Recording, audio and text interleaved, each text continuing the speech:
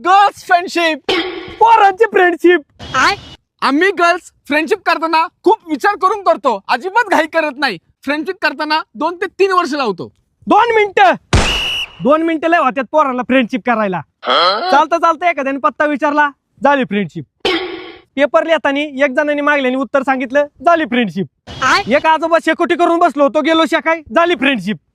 एक शाळेतलं पोरग रडत होतं, चॉकलेट दिली त्याला, झाली फ्रेंडशिप. काय लागते फ्रेंडशिप कराय, एवढा विचार करायचा. आम्ही गर्ल्स फ्रेंडशिप करताना समान वयाच्या मुलींसोबत फ्रेंडशिप करतो. कुणा बरं बी? म्हातारी, कोतारी, डंगरी, थेरडी, बाळ, शाळेत जाणारी पोरं, काल जन्मलेलं पोरग, कुणाबरोबर बी आम्ही फ्रेंडशिप करू शकतो.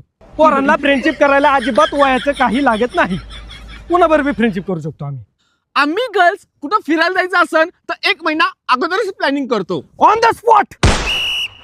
द स्पॉट आमचं प्लॅनिंग होतं. 2 मिनिटात प्लॅनिंग, 3ऱ्या मिनिटाला तर निघाली गाडी. बॅगा फिगा काही लागत नाही, तशीच हायतच कपडे निघायचं.